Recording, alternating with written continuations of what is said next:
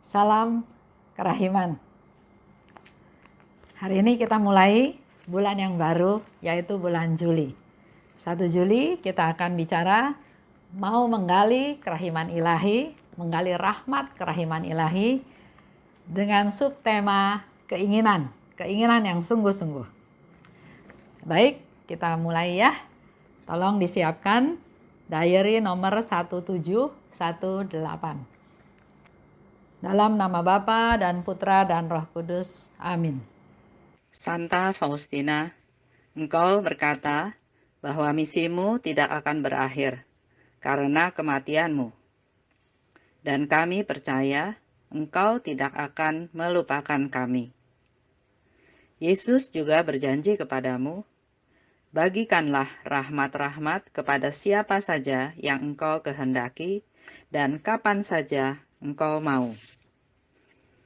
Berdasarkan hal tersebut di atas, kami meminta doa syafaatmu Santa Faustina, terutama untuk rahmat yang akan kami butuhkan, yaitu rahmat kesetiaan pada inspirasi Roh Kudus dan menjadi orang yang suci.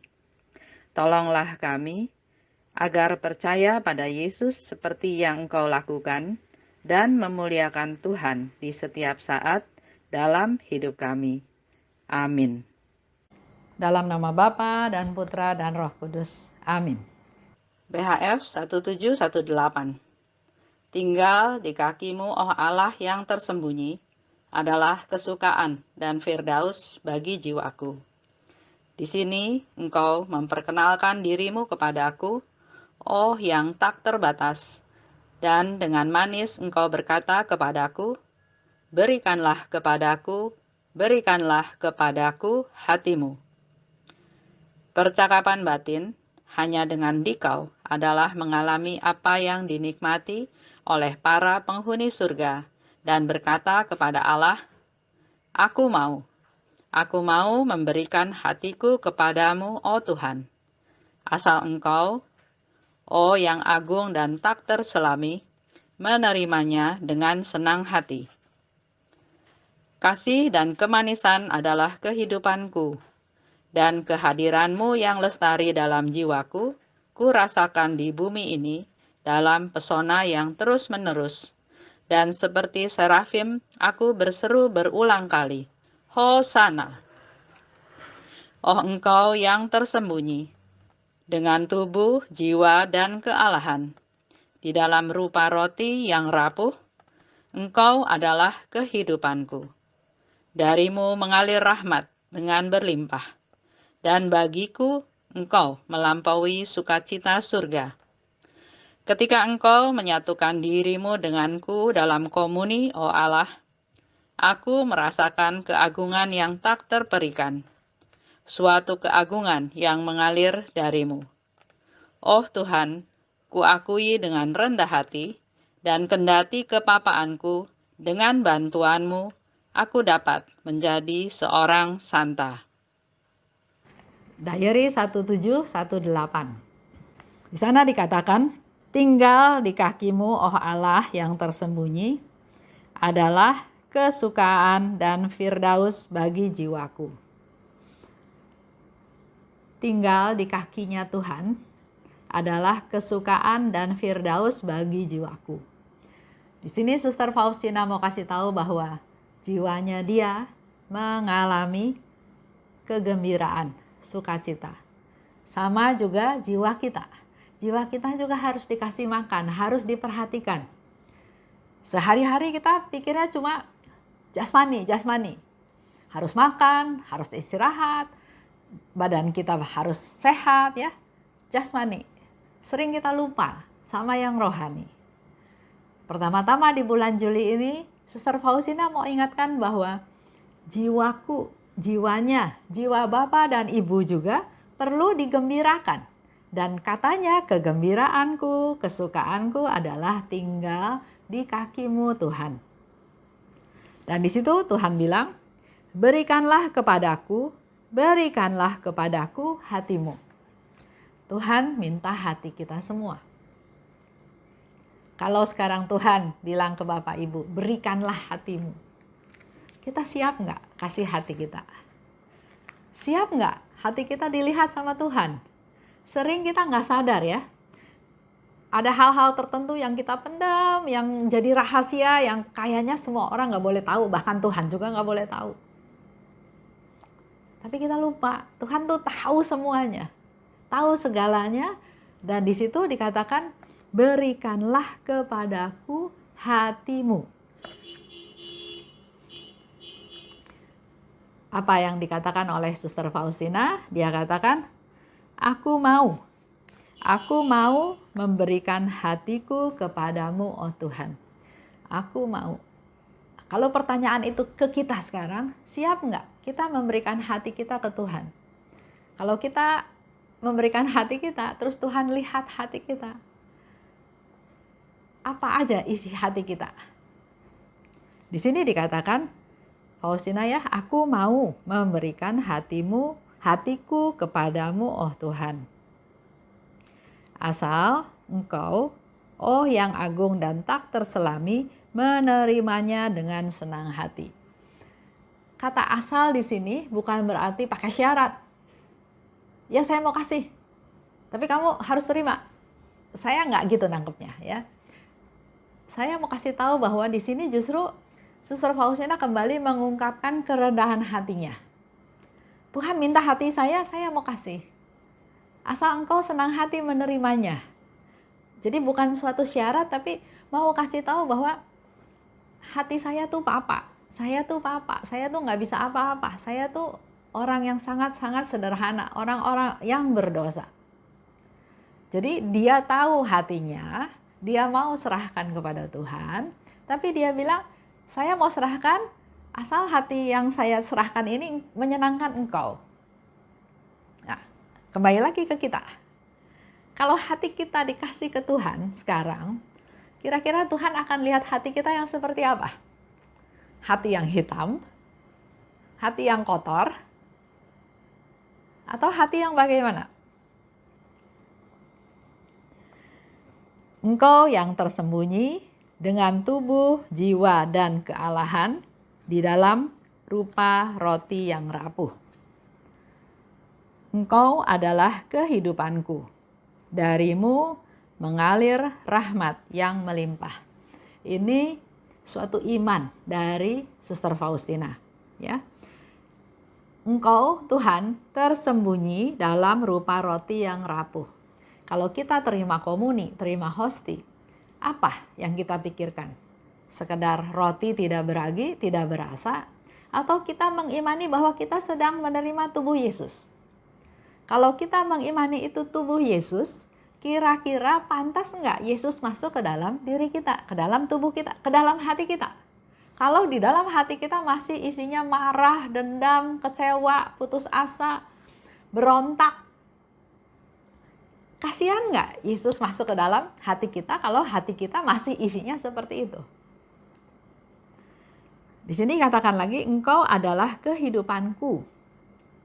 Kita terima hosti, kita menerima kehidupan, bukan benda mati, bukan asal-asalan aja. Kita harus punya iman bahwa dengan menerima hosti Tuhan ada dalam diri saya dan saya menjadi hidup. Darimu mengalir rahmat yang melimpah. Nah, saya mau cerita tentang mukjizat hosti ya, mukjizat ini. Beberapa tahun yang lalu, ya tepatnya tahun 2009, waktu saya pergi ziarah kerahiman ilahi, sempat juga mampir ke Jerman. Di sana ada orang suci namanya Teresa Neumann, atau lebih terkenal dengan nama Rachel dari Konnersreuth. Dia lahir 8 April 1898. Dia anak sulung dari 11 bersaudara. Seperti biasa ya, orang di desa, di kampung, dia kerja di ladang sampai dia berumur 20 tahun. Dia juga punya cita-cita, dia punya keinginan, yaitu menjadi misionaris di Afrika. Ya, itu dia punya cita-cita. Nah, kita juga semua harusnya punya keinginan, punya cita-cita. Bukan asal jalanin aja hari-hari, tapi kita harus punya tujuan. Nah, suatu saat terjadi kecelakaan, terjadi kebakaran besar di sana ya. si Resel ini mau bantuin seseorang atau apa ceritanya nggak jelas, tapi terjadi kebakaran pada tanggal 10 Maret 1918. Kebakarannya hebat, akhirnya si Resel ini kena petimpaan dari reruntuhan, punggungnya kena ketimpa sesuatu sehingga akhirnya dia menjadi lumpuh dan terus buta. Jadi akhirnya dia hanya bisa berdoa. Cita-citanya dia menjadi misionaris ke Afrika juga kandas. Dan dia berdevosi juga kepada Teresia, kanak-kanak Yesus, ya.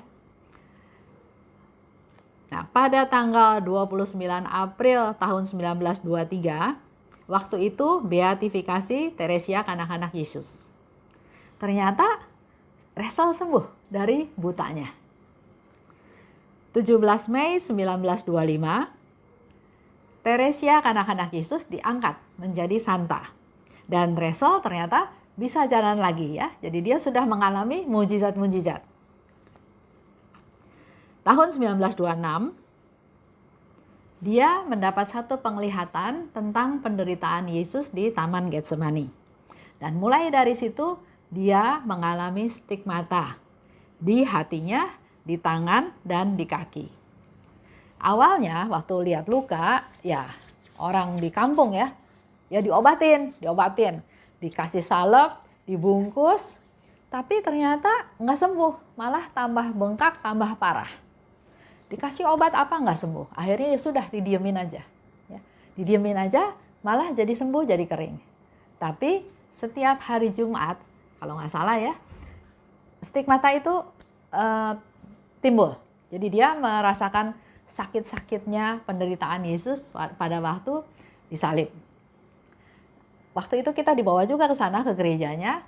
Di belakang altar itu ada satu kursi di mana si Resel ini selalu duduk di situ kalau lagi misa. Dan karena kesakitan ya, dia juga mungkin menjerit atau nggak tahan. Jadi biasanya dia diikat di kursi itu. Itu ceritanya. Nanti kalau kita ke sana kita bisa lihat lagi ya. Selain itu, dia juga mengalami stigmata mahkota duri di kepala. Dia nggak bisa makan, dia nggak bisa minum. Awalnya dia masih bisa minum. Dia bisa minum dan dia menyambut hosti ya pada waktu komuni kudus. Tapi lama-lama dia minum juga udah nggak bisa. Jadi akhirnya dia hidup hanya melalui hosti yang dia sambut. Dan itu terjadi selama 25 tahun. 25 tahun dia hanya hidup dari hosti saja. Mula-mula orang sana juga nggak percaya. Dia diperiksa, bawa ke rumah sakit, dan akhirnya ternyata dibuktikan betul. Dia hidup selama 25 tahun hanya mengandalkan hosti setiap hari. Tahun 1927, dia makan hosti terus sampai akhirnya meninggal pada tanggal 18 September 1962. Ini mujizat ini yang saya mau ceritakan bahwa hosti itu betul-betul makanan. Ya, Yesus katakan inilah tubuhku, inilah darahku. Kita juga dengar mujizat-mujizat lain tentang hosti yang menjadi daging yang berdarah. Ya, banyak juga yang mengalami kesembuhan melalui hosti kudus. Jadi kita perlu mengimani, perlu mempersiapkan diri bahwa kita betul-betul mau sambut Tuhan Yesus. Kalau kita mau sambut Tuhan Yesus, hati kita juga harus bersih. Jangan asal-asalan. Jangan, contoh ya, pergi ke gereja, saling tunggu. Terus si suami komplain karena istrinya lama dandan dulu. Si istri komplain karena anak-anaknya masih belum siap, belum ini, belum itu. Akhirnya sampai ke gereja, waktunya pas-pasan. Begitu pas-pasan, masuk ke gereja cari tempat penuh. Atau ada tapi di reserve orang. Ada kekesalan yang akhirnya saling menyalahkan. Kamu sih telat, kamu sih dandan lama, jadi kita nggak dapat tempat duduk. Anak-anak sih kurang cepat bangunnya, kurang pagi, jadi kita nggak dapat tempat. Iya, itu sih kebangetan orang reserve tempat. Jadi, nah, suasana hati seperti itu, apakah layak terima komuni kudus? terima Yesus masuk ke dalam diri kita. Itu yang mau kita renungkan di hari ini 1 Juli. Jadi diary 1718 itu bicara tentang Ekaristi, bicara tentang persekutuan dengan Allah. Apa yang harus saya lakukan, persiapan apa yang harus saya lakukan supaya saya layak mengikuti perayaan Ekaristi. Supaya saya layak bersatu dengan Tuhan. Karena di sini dikatakan sekali lagi, Tuhan ingin kita menjadi anak-anaknya. Tuhan ingin masuk ke dalam diri kita, ingin bertahta dalam hidup kita, dalam keseluruhan keberadaan kita. Di situ dikatakan, ketika engkau menyatukan dirimu denganku dalam komuni, ya, seperti Santa Faustina katakan, ketika engkau, Tuhan, menyatukan dirimu denganku dalam komuni, aku merasakan keagungan mengalir darimu. Aku merasakan keagungan mengalir darimu. Coba kita bandingkan dengan diri kita. Kalau kita sudah terima komuni, apa yang kita rasakan? Sehingga saya katakan kalau bisa, setelah terima komuni, doa, hening, kur juga lagunya yang tenang supaya kita bisa berdoa, bisa bercakap-cakap dengan Tuhan karena Tuhan ada dalam hati kita. Ya benar, seperti yang Suster Faustina katakan, dengan bantuanmu, ya, walaupun dia papa, walaupun dia tidak berdaya, walaupun dia berdosa, tapi Faustina punya satu keyakinan bahwa dengan bantuan Tuhan, karena Tuhan itu maha rahim, Tuhan itu maha baik, Tuhan itu maha mengasihi, Tuhan itu maha pengampun. Maka dengan bantuanmu, Suster Faustina bilang, aku dapat menjadi santa. Sekarang, di zaman yang seperti ini, memang sangat dibutuhkan orang-orang yang hidupnya benar, hidupnya suci, hidupnya lurus, hidupnya berkenan kepada Tuhan.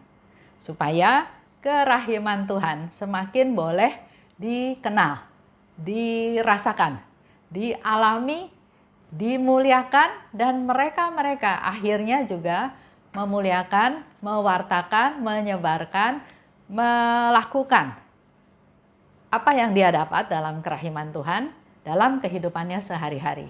Supaya hidup di dunia ini semakin hari bukan semakin kacau, bukan semakin banyak masalah, tapi ayo mulai dari kita menjadi rasul-rasul kerahiman dimanapun kita berada untuk mewartakan kerahiman Tuhan. Belajar dari Suster Faustina, walaupun dengan kepapaanku, tapi dengan bantuan Tuhan, aku dapat menjadi santa. Itu juga menjadi target kita. Ya, baik, kita semua sudah bahas 1718. Kita masuk ke doa penutup. Dalam nama Bapa dan Putra dan Roh Kudus, amin.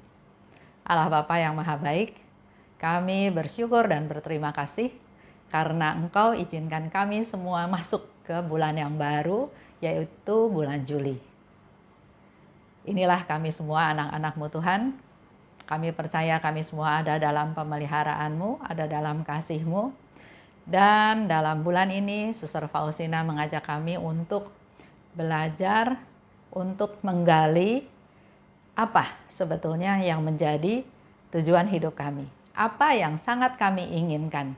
Dan untuk itu kami mohon rahmat-Mu agar kami dapat arahan daripada-Mu, dapat pencerahan daripada-Mu, sehingga kami dapat mengetahui apa yang sebetulnya kami inginkan dalam hidup ini. Berkati anggota keluarga kami masing-masing Tuhan, berkati juga teman-teman, berkati juga siapapun yang butuh berkat dan rahmat-Mu, agar melalui pertemuan ini, agar melalui doa-doa kami, Engkau berkenan dan mengabulkan apa yang kami butuhkan. Seperti Suster Faustina, sangat ingin dekat denganmu. Duduk di kakimu adalah suatu firdaus bagi jiwanya. Kami juga ingin terus memberi makan roh. Suster Faustina sangat ingin dekat denganmu. Duduk di kakimu adalah suatu firdaus bagi jiwanya. Kami juga ingin terus memberi makan rohani kepada jiwa kami agar kami bertumbuh dalam iman. Terima kasih Bapa. Dalam nama Putramu kami berdoa dan bersyukur. Amin. Dalam nama Bapa dan Putra dan Roh Kudus. Amin. Salam kerahiman.